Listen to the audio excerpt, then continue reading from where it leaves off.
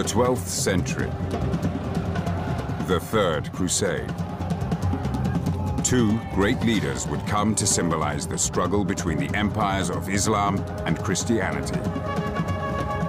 Saladin, the Arab world's greatest champion, and Richard the Lionheart, Christendom's finest warrior.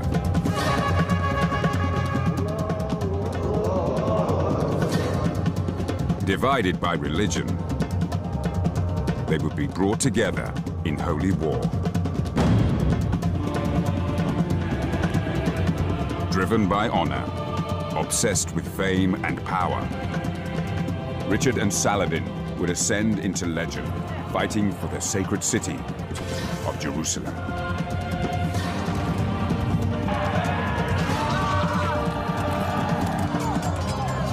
Based on the latest research from both Muslim and Christian sources, this is their story.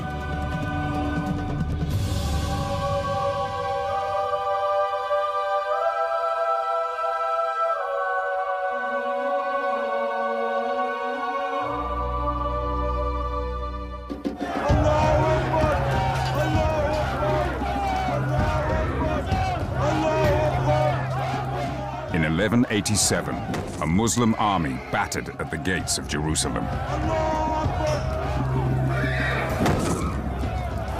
United behind Saladin, the most powerful commander they'd ever had. For 4 generations, the holy city had been in the hands of the Christian infidel.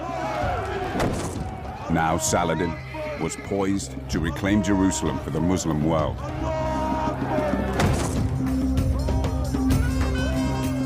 Inside the holy city, the Christian population panicked. Mothers hacked off their daughters' hair in the hope that Saladin's men wouldn't rape them. Monks hid their sacred icons. They had good reason to be terrified.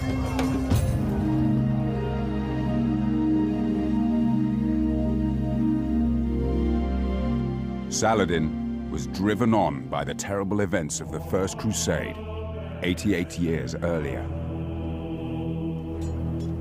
Following an appeal from the Catholic Church, the First Crusaders had ripped Jerusalem from the heart of the Islamic world, slaughtering every living thing in the name of their Christian God.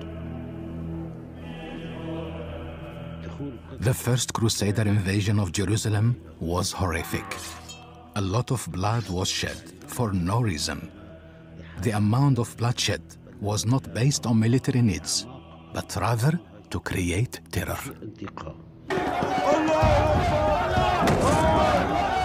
Now, Saladin had gathered his own terrifying army. He believed that soon Jerusalem and victory would be his. Islam could take its revenge for the First Crusade.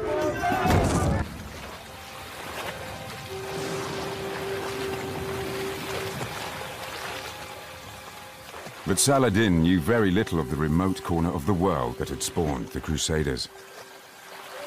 Europe.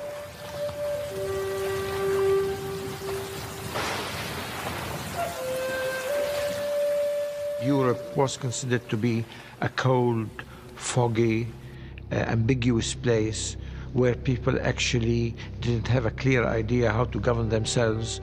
Their religion wasn't clear to them, and they didn't have a proper culture or civilization. And what the Arabs had in mind was philosophy, medicine, music, literature, poetry. And the Europeans were thought to lack all of these things.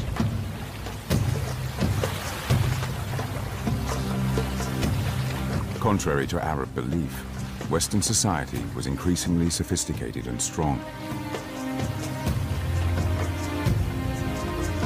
Valuing military skill above all else, it bred ever more deadly warriors, determined to hold on to Jerusalem. The man who would one day be Saladin's nemesis was one of Europe's most proud, feared, and powerful princes, Richard of England.